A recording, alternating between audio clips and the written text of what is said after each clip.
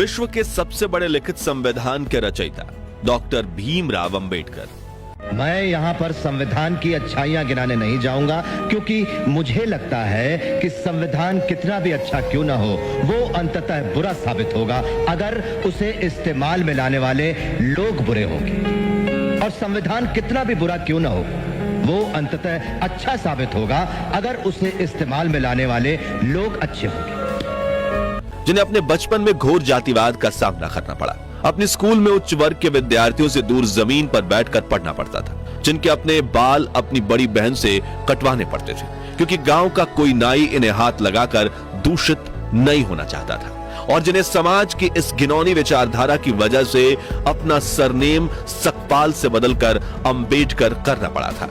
फिर भी वो इतनी शिक्षा प्राप्त कर चुके थे कि उन्हें भारत का सबसे ज्यादा पढ़ा लिखा व्यक्ति माने जाने लगा। कैसे उन्होंने अपने लोगों के हक के लिए दशकों तक आवाज उठाई, क्यों बाबा साहेब अपनी सेहत पर ध्यान न देकर भारत के महान संविधान की रचना कर रहे थे, और आखिर में तो वो अपना धर्म ही बदल बैठे जो बौद्ध धर्म अपनाया। और इस धर्म को अपनाते वक्त उन्होंने कौन सी 22 प्रतिज्ञाएं ली थी जिन पर काफी विवाद हुआ था। आज जानेंगे बाबा साहब भीमराव अंबेडकर के जीवन से जुड़ी ऐसी ही कुछ अनसुनी अनकही बातें, लेकिन उसके पहले नए दर्शक जल्दी से चैनल को सब्सक्राइब कर दीजिए। 14 अप्रैल 1891 के दिन मध्य प्रदेश के महू जिले में रहने वाले रामजी मलोजी सकपाल और भीमाबाई के घर एक बेटे का जन्म होता है। मां भीमाबाई अपने बेटे का नाम भीमराव रखती हैं, जो अपने माता पिता की 13वीं संतान थे। 5 साल की उम्र में अंबेडकर का स्कूल में दाखिला करवाया जाता है, लेकिन छोटे से भीम को जल्द ही बात समझ में आ जाती है कि समाज में उनके परिवार के साथ भेदभाव किया जाता है। स्कूल में उन्हें स्टूडेंट्स के डेस्क से दूर कोने में जमीन पर बिठाया जाता था। लंच ब्रेक में उन्हें उस बर्तन से पानी नहीं पीने दिया जाता था जिससे बाकी बच्चे पानी पीते थे। उनके बचपन से जुड़ा एक आंखों में आंसू ला देने वाला किस्सा यह है कि एक बार भीमराव और उनके बड़े भाई को गर्मियों की छुट्टियां मनाने के लिए गोरेगांव जाना था, जहां उनके पिता कैशियर की नौकरी करते थे। दोनों भाई ट्रेन में बैठकर गोरेगांव पहुंच जाते हैं, लेकिन काफी देर इंतजार करने के बावजूद उनके पिता रामजी सकपाल उन्हें लेने के लिए स्टेशन नहीं पहुंचते। भीमराव और उनके भाई ने साफ सुथरे कपड़े पहन रखे थे और उनके चेहरे पर मासूमियत झलक रही थी। जो देख स्टेशन मास्टर इनके पास आकर पूछता है, तुम कौन हो और कहां जा रहे हो?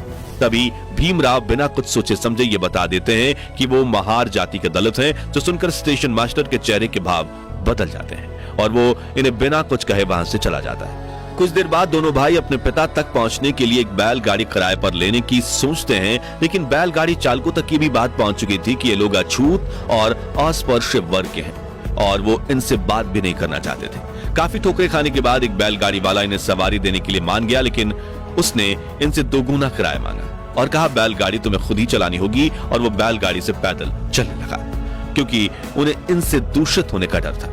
यह घटना भीम के दिमाग पर काफी गहरा प्रभाव डालती है, जिसके बाद उनका ध्यान हर उस घटना पर जाने लगता है जिसमें उन्हें लोगों ने अलग और अछूत महसूस करवाया था। इसी तरह गांव का कोई नाई इनके बाल भी नहीं काटता था, बल्कि इन्हें घर ही अपनी दादी से बाल या दीदी से बाल कटवाने पड़ते थे। इन्हें गांव के मुख्य कुएं से पानी खींचने पर मनाही थी और कोई बड़ा वर्ग इन्हें अपने घर में प्रवेश तक नहीं करने देता था। इसी तरह बचपन से ही भीम को जातिवाद का अनुभव हुआ और वो हमेशा इसे बदलने के बारे में सोचने लगे, लेकिन इस भेदभाव के बावजूद उन्होंने अपनी पढ़ाई लिखाई से ध्यान नहीं हटाया। भीमराव की किस्मत कुछ मायनों में अच्छी भी थी, जैसे कि स्कूल में कृष्ण जी केशव अंबेडकर नाम के टीचर थे, जो ऊंची जाति के होने के बावजूद भीमराव को पसंद करते थे, और उन्होंने ही भीमराव सकपाल को अपनी सरनेम देकर भीमराव अंबेडकर बनाया था, ताकि उच्च शिक्षा के दौरान उनके साथ भेदभाव ना हो। साथ ही पिता रामजी मालोजी सकपाल बेटे भीमराव को अच्छी शिक्षा दिलवाने के लिए मुंबई ले आए। अब ये शहर तो बहुत ही आधुनिक था, लेकिन यहाँ भी दलितों के प्रति लोगों की सोच उतनी ही छोटी थी। इसलिए जब भी भीमराव अंबेडकर की असली पहचान सामने आती, उन्हें जातिवाद का सामना करना पड़ता। खैर, पढ़ाई में ध्यान देते हुए उन्होंने 17 साल की उम्र में मैट्रिक की परीक्षा पास कर ली। अपने समुदाय में मैट्रिक पास करने वाले वो पहले इंसान थे। इसी साल भीमराव की शादी रामाबाई से करवा दी गई, मगर शादी के बाद भी भीम ने पढ़ाई जारी रखी और अगली इंटरमीडिएट परीक्षा डिस्टिंक्शन के साथ पास की। लेकिन अब उन्हें आगे पढ़ने के लिए उनके पिता के पास पैसे नहीं थे, लेकिन वो कहते हैं ना, जहां चाह होती है वहां राह होती है। और भीमराव अंबेडकर के जीवन में चमत्कारिक घटनाओं का घटना शुरू हो गया। आपको बता दें कि जब बड़ोदरा के महाराज ने उन्हें पढ़ने के लिए स्कॉलरशिप दी, जिससे उन्होंने न सिर्फ बीए की पढ़ाई पूरी की बल्कि 1913 में उन्होंने अमेरिका जाकर यूनिवर्सिटी ऑफ कोलंबिया से मास्टर्स में दाखिला लिया। 2 साल में उन्होंने एमए की पढ़ाई पूरी की और अगले ही साल अपनी पीएचडी थीसिस भी पूरी कर ली, जिसके बाद भीमराव लंदन चले गए, जहां उन्होंने London school of economics join किया। लेकिन स्कॉलरशिप पूरी हो जाने की वजह से वो अपनी पढ़ाई पूरी नहीं कर पाए और बड़ौदा वापस लौट आए, जहां उन्होंने सिविल ऑफिसर का पद हासिल कर लिया। लेकिन यहां भी जातिवाद ने उनका पीछा नहीं छोड़ा और भेदभाव के चलते उन्होंने नौकरी छोड़ दी। 1918 में भीमराव बॉम्बे के सिडेनहम कॉलेज में लेक्चरर बने। साथ ही उन्होंने दलितों की आवाज दुनिया तक पहुंचाने के लिए मराठी अखबार मुक नायक की भी शुरुआत की, क्योंकि अपने धर्म की वजह से वो इतनी ठोकरें खा चुके थे कि अब उन्हें समझ आ रहा था कि अब अपना हक पाने के लिए उन्हें आवाज उठानी पड़ेगी। इसी बीच कुछ समय लंदन जाकर उन्होंने वकालत में अपनी पढ़ाई पूरी कर ली थी। इस तरह वो अपने जमाने के भारत के संभवतः सबसे ज्यादा पढ़े लिखे व्यक्ति बन चुके थे। डॉक्टर भीमराव बाबा साहब अंबेडकर को शुरू से ही पढ़ाई से काफी लगाव था, इसलिए उनके पास भारत की सबसे बड़ी पर्सनल लाइब्रेरी हुआ करती थी। मशहूर लेखक जॉन गुंथर अपनी किताब इनसाइड एशिया में लिखते हैं कि जब 1938 में मेरी राजगृह में अंबेडकर से मुलाकात हुई थी, तब उनके पास 8000 किताबें थी और उनकी मृत्यु तक यह संख्या बढ़कर 35,000 तक पहुंच चुकी थी। डॉक्टर भीमराव अंबेडकर के निकट सहयोगी रहे शंकरानंद शास्त्री भी अपनी किताब में लिखते हैं कि मैं 20 दिसंबर 1944 की दोपहर 1 बजे अंबेडकर से मिलने उनके घर गया। उन्होंने मुझे अपने साथ जामा मस्जिद इलाके में चलने के लिए कहा, जो उन दोनों पुरानी किताबों को खरीदने का अड्डा हुआ करता था। जब हम वहां पहुंचे तो लोग उनके चारों तरफ इकट्ठा होने लगे, लेकिन इस भीड़ में भी उन्होंने विभिन्न विषयों पर तकरीबन 2 दर्जन किताबें खरीदी। यहाँ एक दिलचस्प बात यह है कि किताबों का इतना बड़ा संग्रह होने के बावजूद वो अपनी किताबें किसी को पढ़ने के लिए उधार नहीं देते थे। किताबें मांगने वाले व्यक्ति को वह मुंह पर कह देते थे कि अगर आपको किताबें पढ़नी है तो मेरे पुस्तकालय में आइए। किताबों के प्रति उनकी भक्ति इस हद तक थी कि वो जैसे ही घर पहुंचते अपने पुस्तकालय में चले जाते। उनके पास कपड़े बदलने का समय तक नहीं होता था, फिर वो एक पुस्तक चुनकर पढ़ने बैठते थे। उनके अनुयायी बताते हैं कि रात में अंबेडकर अपनी पढ़ाई में इतना खो जाते थे कि उन्हें बाहरी दुनिया का कोई ध्यान नहीं रहता था। अंबेडकर जी अपने स्टूडेंट्स से कहते थे कि तुम्हारे पैरों में जूते भले ना हो, लेकिन तुम्हारे हाथों में किताब अवश्य होनी चाहिए। खैर, बाबा साहब अंबेडकर की लाइफ जर्नी पर वापस आए तो वर्ष 1924 में उन्होंने बहिष्कृत हिताकरणी सभा के नाम से एक एसोसिएशन की शुरुआत की, जिसका काम दलित विद्यार्थियों के लिए हॉस्टल, स्कूल और मुफ्त लाइब्रेरी स्थापित करना था। साथ ही वो कई सभाओं में हिस्सा लेकर दलितों की समानता को लेकर सवाल उठाने लगे। फिर चाहे 1972 का महार सत्याग्रह हो, गोलमेज सम्मेलन हो या फिर संविधान सभा में दलित अधिकारियों के लिए आवाज उठाना हो। इस बीच उन्होंने ये बात नोटिस करी कि महार जाति जिस हिंदू धर्म को मानती है, उसी धर्म की बाकी जातियां उनके साथ अछूत व्यवहार करती है। इसलिए उन्होंने 13 अक्टूबर 1935 के दिन नासिक में आयोजित एक सभा में उन्होंने ये घोषणा की कि वो हिंदू धर्म छोड़ने का फैसला ले चुके हैं। पहले तो महार जाति के कुछ लोगों को झिझक हुई, लेकिन 1936 में बाबा साहब ने महार सम्मेलन में मुक्ति कोण पथे यानी मुक्ति क्या है नाम से एक भाषण दिया, जिसमें उन्होंने तर्क के साथ समझाया कि दलितों को अपना धर्म परिवर्तन क्यों करना चाहिए। लेकिन अगले 20 साल तक वो ये तय नहीं कर पाए कि उन्हें कौन सा धर्म अपनाना चाहिए। शुरुआत में बाबा साहब का झुकाव इस्लाम धर्म की ओर था, फिर उन्हें आर्य समाज और सिख धर्म अपनाने का भी सुझाव दिया गया, जिसके बाद उन्होंने ईसाई धर्म के इतिहास को समझने की कोशिश की और दुनिया के कई धर्म तलाशे। लेकिन फिर 1955 में उन्होंने बौद्ध धर्म अपनाने का फैसला लिया। लेकिन उन्होंने बौद्ध धर्म ही क्यों चुना?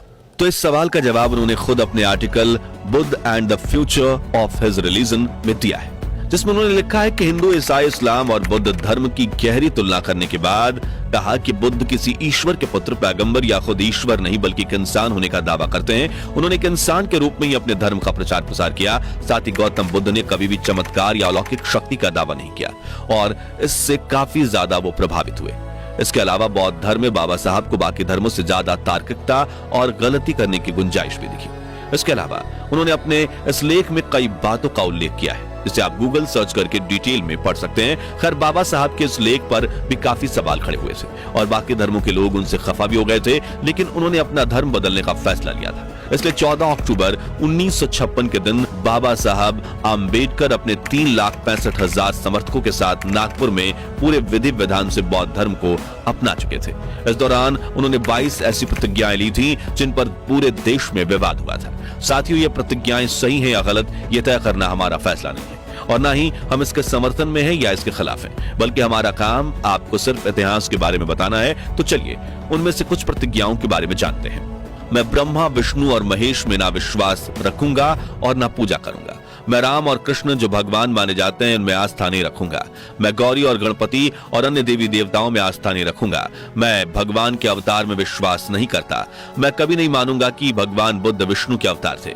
मैं हिंदू धर्म का त्याग करता हूं जो मानवता के लिए हानिकारक है और मुझे विश्वास है कि मैं धर्म परिवर्तन द्वारा फिर से जन्म ले रहा हूं, वगैरह। डॉक्टर आम्बेडकर की इन प्रतिज्ञाओं ने हिंदू धर्म के उनके समर्थकों को ठेस पहुंचाई थी और धर्म परिवर्तन ही उनके जीवन की इकलौती सबसे बड़ी कंट्रोवर्सी है।